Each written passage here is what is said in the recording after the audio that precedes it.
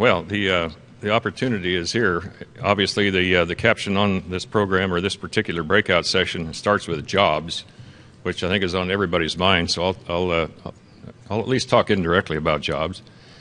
But the first thing I want to talk about would be data.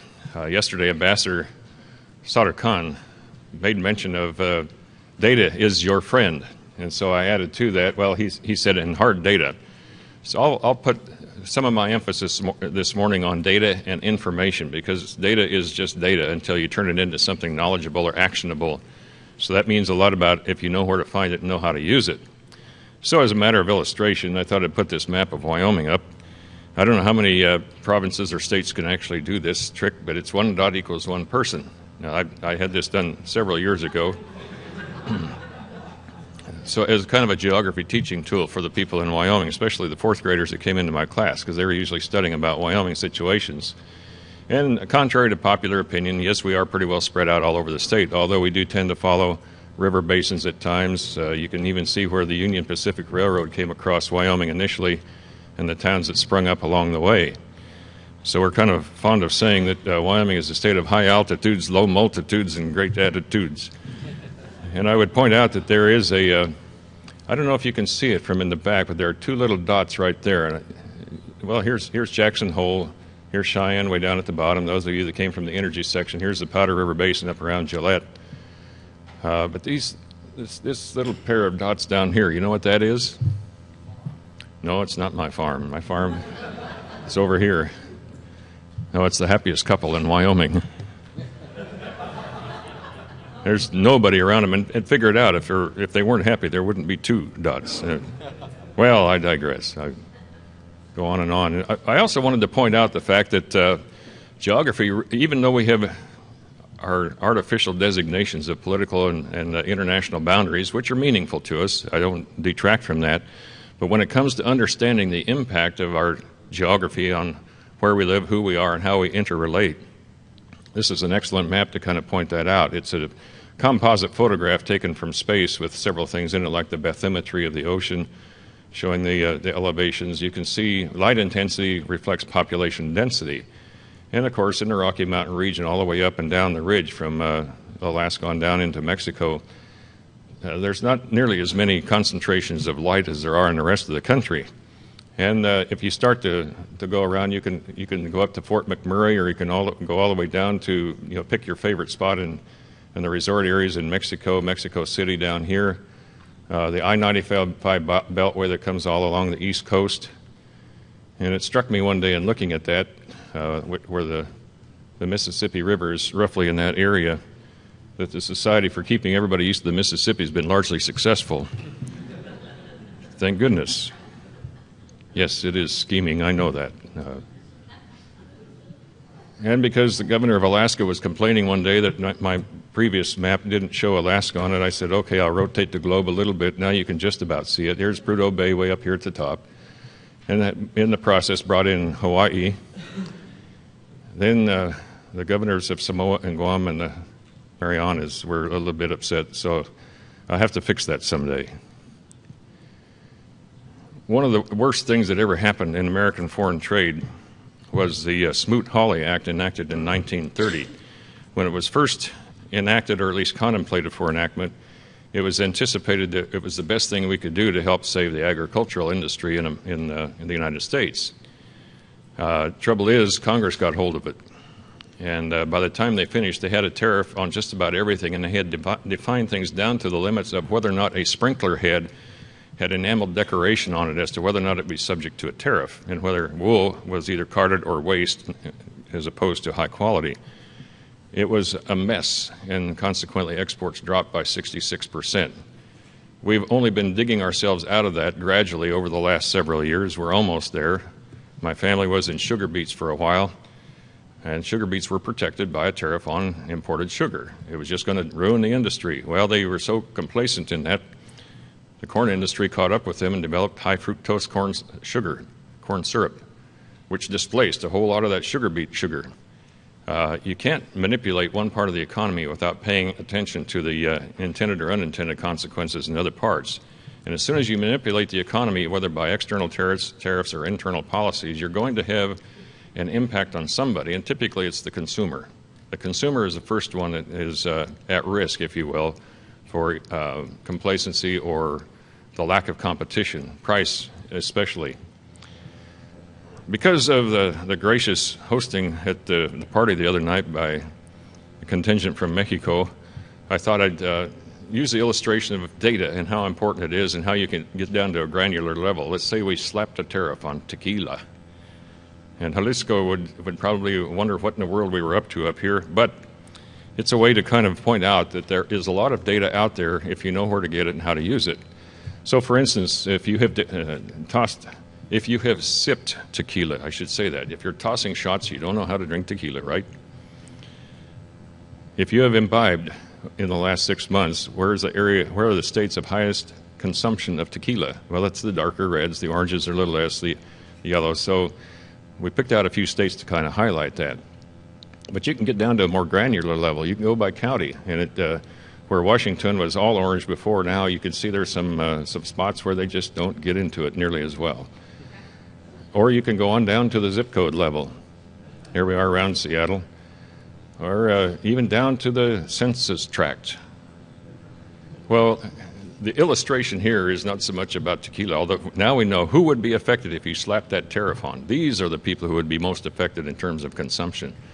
You can translate that into a variety of other ways. You need to know if you're contemplating economic development or job focus of whatever kind, or if, as a country, we're contemplating what we might do to impose a tariff on a certain product or service. Who are the people who are impacted? What are the services? What are the industries? Where are they located? This is a way to illustrate that we need to know those things, and the data is there if you're willing to look for it or ask for it. Another illustration is we've all heard a lot about the drought in Texas and Oklahoma, but it spills significantly down into Mexico. There's been a persistent drought over in the southeast. So again, looking at the entire North American continent, there are some interrelationships that can affect us no matter what, and that points that out. The sub-region data sets and city pairs along the border, the colonias, the things that this particular commission that looks at is anthropology, hydrology, transportation, biology, a lot of ologies there, imagery, elevation, land use, and infectious disease. Well, speaking of infectious disease, one of the areas that they work together on through the Border Health Organization is what impacts one community typically affects the other. They are interrelated, even though they are internationally separated in many senses of the word. Data is there if you know how to use it. So as we impose certain things, it might even be prescription drugs. Who benefits who in terms of production? Who suffers in terms of consumption? Those are illustrations of how to look. When it comes to the area that's in significant drought today, the USGS has mapped out the U.S. side of the border. NAFTA has mapped out the impact on the other side of the border. And all of a sudden you see the river basin drainages and the sub-drainages that are there, but the river goes right along there. We spill on both sides of the river, and the impact is there in agriculture and communities as well. When we talked about the avian flu some years ago, we plotted out the flyways of migratory birds and how they can transmit the disease simply by the directions they take. So even on diseases, if it were only the birds rather than the airplanes, although H1N1 propagated significantly more, and SARS did too, by airline travel, that's a different migratory bird. It just illustrates again the impact that you have when you may not understand the relationship of international data. I was going to use a live link to the internet here to point out a North American environmental atlas, because it's a wealth of information. Go on to www.cec.org and find the International North American Environmental Atlas. It has some fascinating overlays of information, and I'd commend that to you. The one thing I took a screenshot of was the fact that there is a drainage area in the large river basin areas that touches all three of our countries, down in New Mexico, in the U.S., and a little bit up here in Canada. Even that can be significant. It goes across borders. Well, there's been a lot of discussion over the last couple of days about the Keystone Pipeline, the XL Pipeline. The original pipeline or the first stage has been built. The second stage would be this one along here. That's where it crosses Nebraska. There's a lot of concern about the underground aquifer, the Ogallala Aquifer, and the impact it may have on the ability to use water in Nebraska. As we think about the impact on that aquifer, it got me to thinking about how many pipelines do we have crisscrossing the United States and our respective neighbors, and how many aquifers might they cross. So I pulled up this from the USGS site of the map of U.S. aquifers. The illustration here is to say it crosses an aquifer is only the beginning of information. It's what else do you know about that? What's the depth of it? What is the impact? The idea being here, go for the data that can help you make an informed decision. Evidence works far better than anecdote in terms of better decisions, but I know, having been in the legislature, that anecdotes carry the day when evidence should, especially when my colleague across the aisle in a strenuous debate that I thought I was winning, he stood up and he kind of hitched himself up and he says, well, I was just down at the barber shop this morning, and this is what the folks in the barber shop are saying. I lost that bill that day. Never mind the facts. Well, this is, the next two slides talk about something that's being done in a particular governmental entity. You can pick your own state out if you want on this. Are these some of the things that we try to do to create jobs and stimulate the economy? Low interest loans, tax breaks, tax forgiveness, holidays, whatever it might be, free or low cost land. Try to encourage the development of the STEM degrees, science, technology, engineering, and math.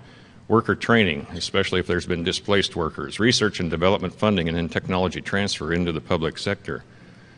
This same entity has put a particular focus on these industries for the next 5 years: alternative or renewable energy, biotech, high-end equipment manufacturing, energy conservation, environment, clean energy vehicles, composite materials, advanced information technology, and advanced electric generation. I'll leave you to think about that for a little bit, because these are the types of things that we can do and should do. These are very significant areas where we can do economic stimulation and job creation. So those are worthwhile. But let me digress for a little bit. If you start to talk about protectionism or tariffs or any kind of restricted travel, the first loser is going to be the consumer. So at least know who they are and where they are. There may also be winners of industries or segments of an industry within your particular district or your state or region, because we have regional economies one way or the other. All jobs are local when you think about it. Quality. Quality reminded me of native son W. Edwards Deming. Anybody ever heard of Deming and the Deming quality principle? He was born up in Cody, Wyoming. And he postulated his quality principles to the manufacturing folks in the United States, and they said, well, you know, we're doing a fine job. Besides, planned obsolescence is a better way to stimulate the economy. So Deming was frustrated, and he went to Japan, and he taught Japan the principles of quality, where it went from, if it was made in Japan, it was an insult, to if it was made in Japan, it's the highest quality you can imagine. Deming turned that around with quality. Many times, the imposition of protectionism or trade tariffs can result in a degradation of quality. If you're trying to protect an industry too much and shielding it from the market of competition, that's the end result. Of course, some of the losers could be displaced industries or unskilled workers. So what do you do with them? There are emerging and embedded technologies that are coming along, things that have changed the whole nature of trade and protectionism, the internet and e-commerce. You no longer have a border in that case. Short cycle times for supplies and logistics, high value and high value added goods and services, and the cloud more than anything else lately. You know, one of the things that I noted over the last couple of days is a heavy emphasis on the free flow of goods. Our economy is a services-based economy in the main. The world is moving toward a services-based economy. So it's goods, it's services, it's foreign investment, and the cloud. Well, and tourism, too. You know, let's not forget the 44 million nights in Florida, which Canada did. Intellectual property rights is another big emerging issue that will be of concern, and this is a different category than trade restriction. This is where Microsoft in China or Boeing with Airbus are facing some stiff competition and perhaps some unfair practices.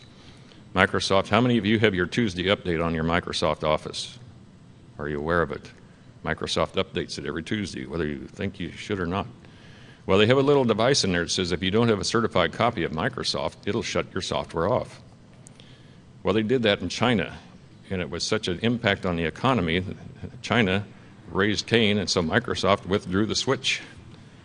But it's the theft of intellectual property in that fashion. Our own company, Esri, our copyrighted and patented and intellectually protected, according to China, software has been so copied and replicated and reverse engineered that our most significant competition, not only in China but in Africa, where they also sell, is a company that pays no attention to intellectual property protection, and the Chinese government does not enforce it. So that's incumbent on us to say if we're going to advocate intellectual property rights, we need to do something. Well, I'll close with a couple of thoughts here. Protectionism will not keep any country competitive in the long run. Figure out a way to let the market decide. If people are impacted negatively, find a way for transitioning them. And I'll come back to that list of things we can do in a moment. We need safe and secure borders as well as operations. The two biggest issues that will impact us in the future will be energy and water. We need infrastructure for any kind of international trade that's both physical infrastructure as well as digital infrastructure. Let the free market flow, have fair and essential oversight. But I'll quote Gapalma in part of his talk. He said the best way to kill a good idea is to let government regulate it. I don't think it means in the absolute. It says be reasonable about the boundaries you put on it. A productive tax structure, pay attention to research and development, innovation and tech transfer, and I'd put college completion on there as well. So back to that summary of this particular governing entity that's doing these things to stimulate growth in their economy. All the right things, right? Same way here, they set up a 5-year plan and a very interesting list of industries. Who is the country? It's China. They're on track to do the very things that we ought to be doing. In many cases we are, but in some cases we're not anticipating it at the right time. So the U.S. Census Bureau data that is put out to, and the Department of Commerce posts a lot of information on the web. The single largest consumer of U.S. Census and Department of Commerce publicly available information is China. It's not any entity in the United States. It's China. They know more about us than we do. The value of information is there only if you use it and take action on it. I'll end it with that. Thank you.